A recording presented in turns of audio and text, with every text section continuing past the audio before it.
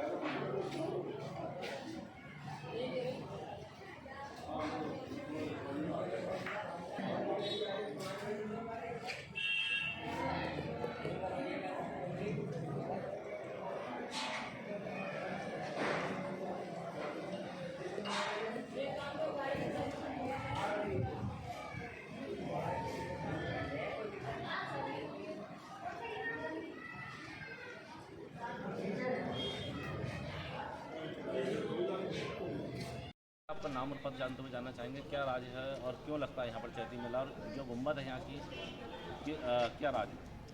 देखिए, मैं यहाँ सहायक प्रधान रंडा के तौर पर माँ के सेवा में हूँ।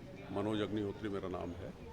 और इस मंदिर के इतिहास के विषय में अगर मैं बताना चाहूँ तो ये औरंगजेब काल से ये मंदिर बना हुआ है।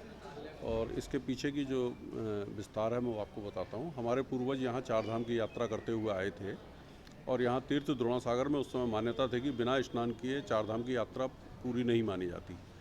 इसलिए वो तीर्थ द्रोणासागर में आए और उस समय क्योंकि यातायात के साधन इतने तेज़ नहीं थे, इसलिए वो कुछ टाइम के लिए यहाँ पर रुक गए।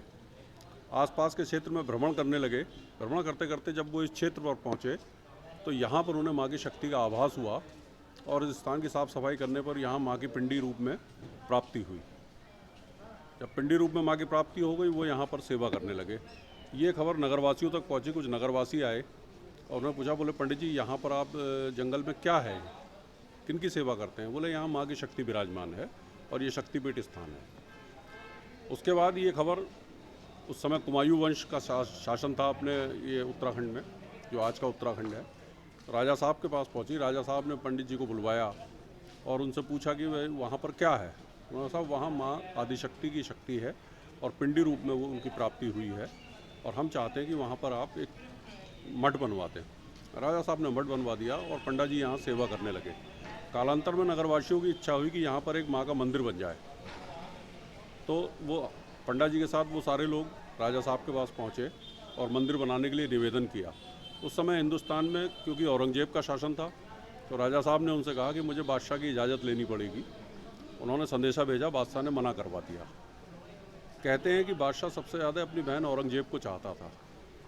मना करवाने के कुछ समय बाद ही उनकी बहन औरंगजेब की जो जहांआरा थी वो बीमार पड़ गई और बादशाह थे वो, तो उन्होंने दुनिया भर के नीम, हकीम, वैद्य सब बुलाए, लेकिन वो किसी से भी उन्हें लाभ नहीं हुआ।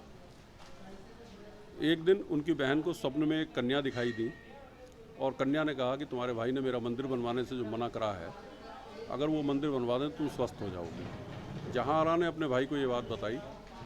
बादशाह तो उन्हें चाहते ही दुनिया में सबसे ज़्यादा थे, तो उन्होंने तुरंत कह दिया, बोले ठीक है मैं मंदिर बनवा दूंगा।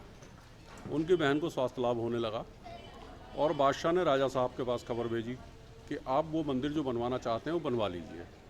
लेकिन राजा साहब भी स्वाभिमानी थे, बोले नहीं साहब अब हमें नहीं बनवाना।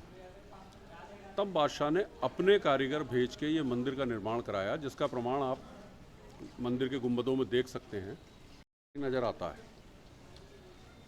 तो ये एक संक्षिप्त में मैंने यहाँ का इतिहास बताया और माँ की शक्ति के आगे वो मजबूर हुआ और उसके बाद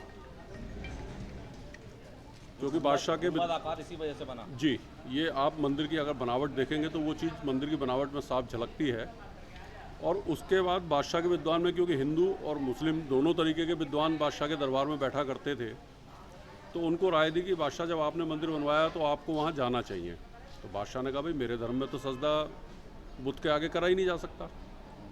तो जो हिंदू विद्वान थे उन्होंने बताया कि भाई बादशाह वहाँ पर कोई बुद्ध नहीं है, केवल माँ की पिंडी है, और इस्लाम में भी माँ का दर्जा सबसे ऊपर रखा गया है, इसलिए आपको वहाँ जाने में कोई हानि नहीं है।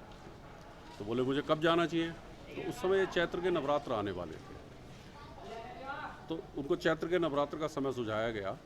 और बादशाह यहाँ पर चैत्र के नवरात्र में जब माँ को मत्था टेकने आए तो उनके साथ जो लाभ लश्कर आया और चारों तरफ तंबू और छोलदारियाँ पड़ी, वहीं से इस मेले की शुरुआत हुई, जो ये आज हम चैती मेला के नाम से जाना जाता है।